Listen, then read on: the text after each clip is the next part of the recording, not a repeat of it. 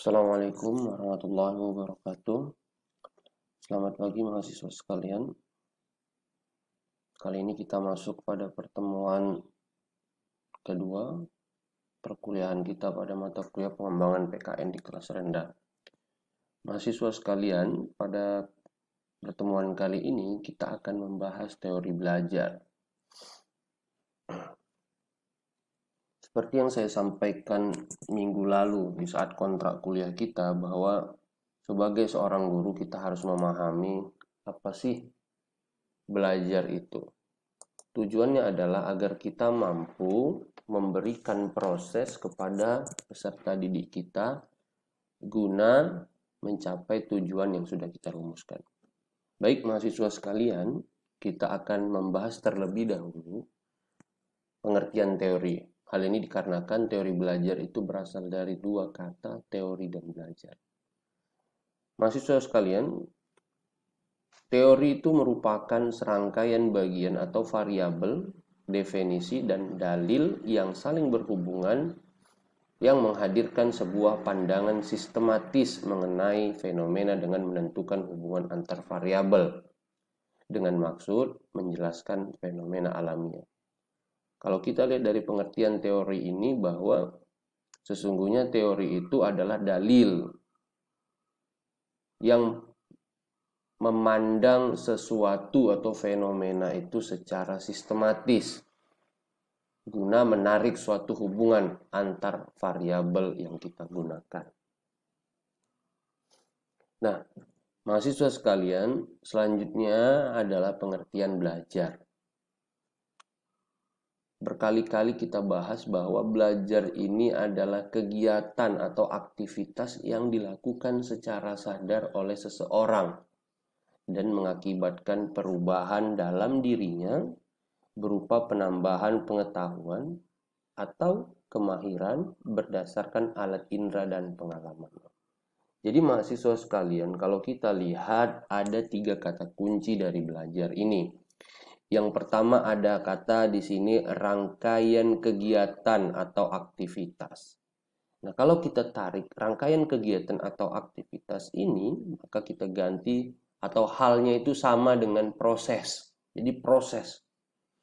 Yang kedua, ada kata di sini perubahan dalam dirinya. Ini perubahan.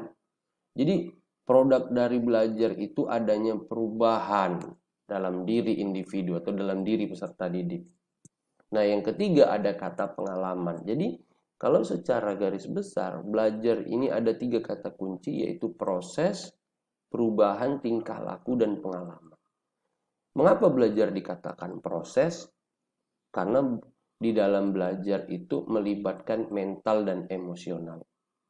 Nah, secara mental terkadang peserta didik kita itu hadir di dalam kelas. Atau kalian secara mental itu, secara fisik itu hadir di dalam kelas. Tetapi secara emosional, secara pikiran dan perasaan kita, saya tidak tahu apakah kamu mengikuti dengan baik atau tidak perkuliahan yang kita lakukan. Itu dia. Jadi secara fisik kamu kelihatan, tapi jiwamu itu tak tahu apakah pikiranmu itu 100% atau 80% itu terikat di dalam pembelajaran kita. Nah, yang kedua adalah perubahan tingkah laku. Suatu produk dari belajar itu yang diharapkan itu adalah perubahan tingkah laku. Nah, kalau belum terjadi atau belum terdapat perubahan dalam diri individu sebagai produk dari belajar, maka sesungguhnya belajar yang dilakukan dia itu belum sempurna. Lantas perubahan seperti apakah yang dikatakan sebagai produk dari belajar? Seperti yang kita sampaikan pada pertemuan-pertemuan sebelumnya, bahwa produk dari belajar itu ada 3. Yang pertama bolak-balik kita sampaikan adalah kognitif. Kognitif itu apa? Pengetahuan. Yang kedua apa? Afektif, sikap. Yang ketiga apa? Psikomotorik, keterampilan. Nah, ketiga hal inilah yang harus kita tuangkan ketika kita akan merencanakan pembelajaran. Tepatnya kita tuangkan di dalam tujuan pembelajaran. Atau kalau di dalam K12 sekarang ada KI1, KI2, dan KI3. Itu dia. Nah, mahasiswa sekalian, ada katanya pengalaman. Iya, belajar juga merupakan faktor dari pengalaman.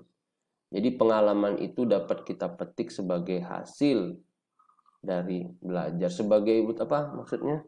Sebagai upaya kita untuk belajar akan hal yang sudah kita lakukan. Secara singkatnya itu adalah belajar sambil melakukan. Jadi siswa itu jangan kita itu dalam mengajar itu ceramah saja, tetapi apa? Kita lakukan learning by doing, belajar sambil melakukan. Nah, dampaknya apa? Terbentuk pengalaman dalam diri siswa. Gitu kira-kira.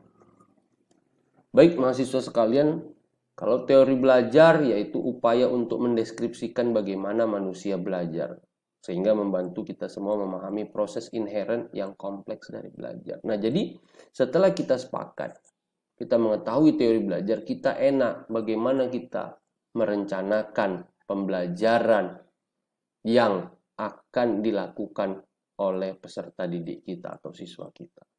Jadi selain itu, pengertian teori belajar dapat pula diartikan sebagai teori yang mempelajari perkembangan intelektual atau mental siswa. Ini dia.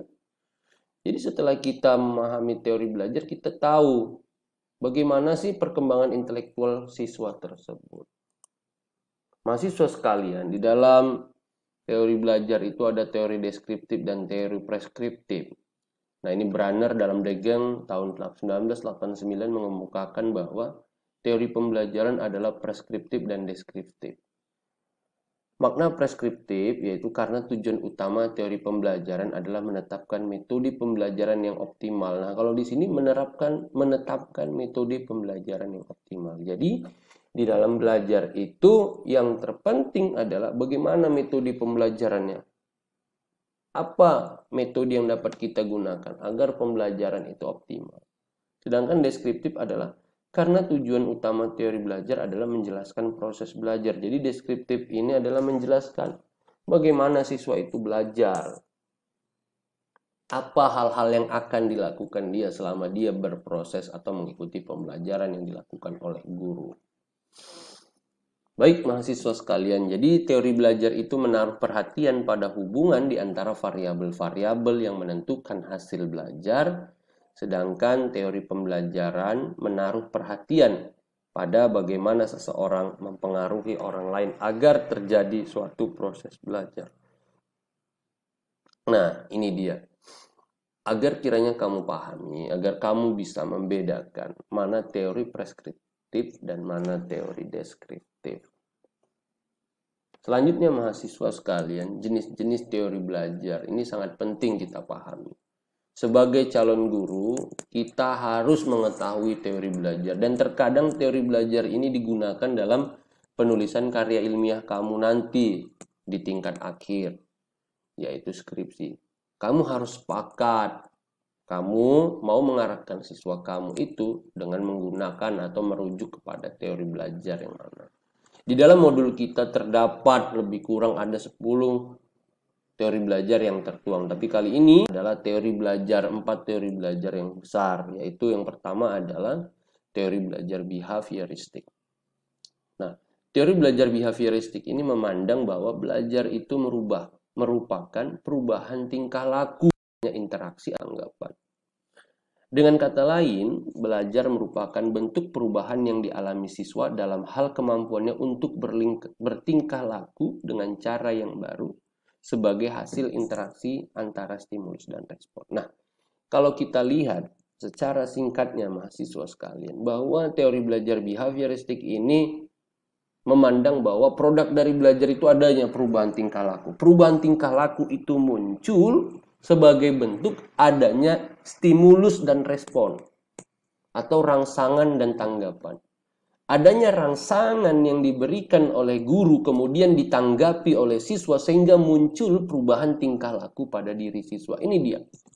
Nah, kalau belum terdapat perubahan tingkah laku pada diri siswa, berarti proses belajar yang dilakukannya itu belum sempurna. Maka harus ada perbaikan. Ada beberapa tokoh-tokoh behavioristik. Yang pertama Thorndike, Watson, Clark Hall, Edwin, Guthrie, dan Skinner. Ini harus kamu pahami mahasiswa sekalian. Nah, yang kedua, teori belajar kognitif. Kalau kognitif ini kita ketahui pengetahuan, maka dari itu teori ini lebih mementingkan proses belajar daripada hasil belajarnya.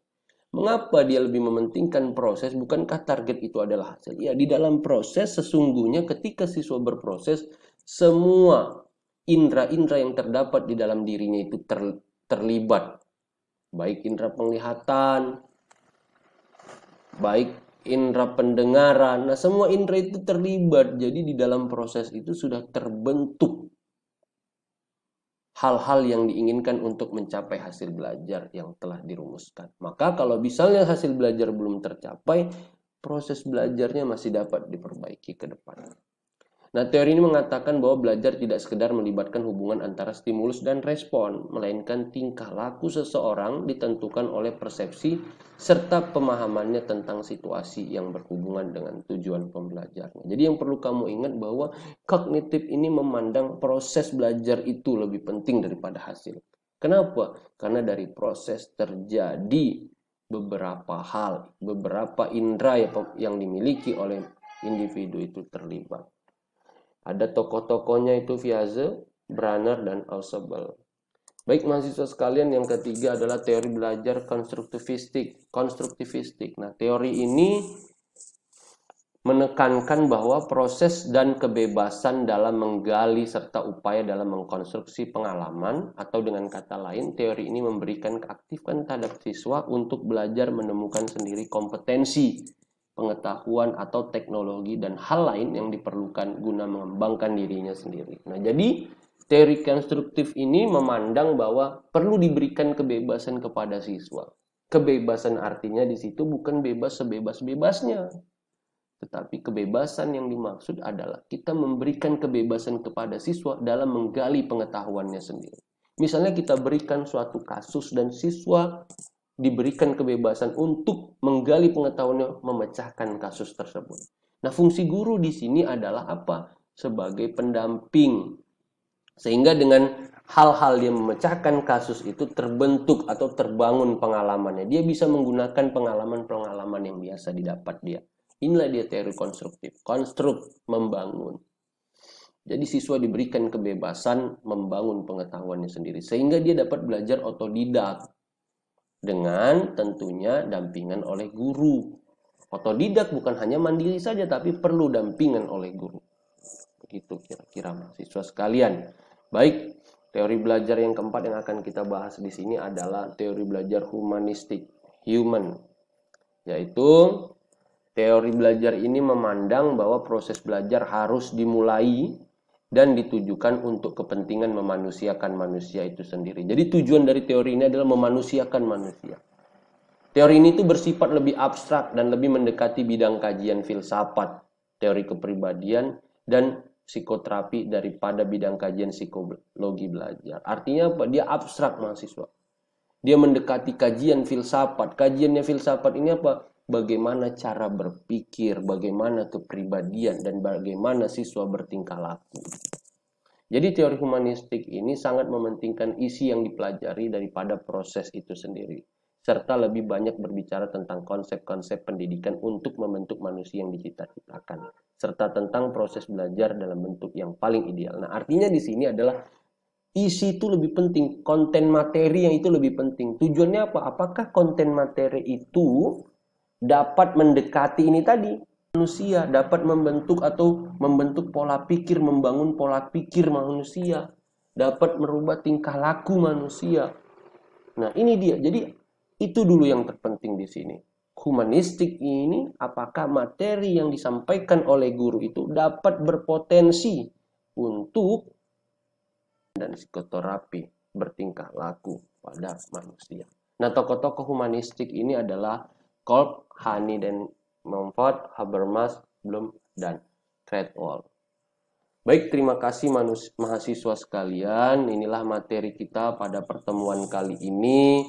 Silahkan kamu pahami secara mandiri teori belajar berikutnya yang terdapat pada modul kita. Mahasiswa sekalian, ingat, selama pandemi ini tetap lakukan 3 hal: memakai masker, mencuci tangan, dan menjaga jarak. Semoga kita selalu diberikan kesehatan dan kita dapat bertemu secara langsung pada perkuliahan berikutnya atau pada semester berikutnya.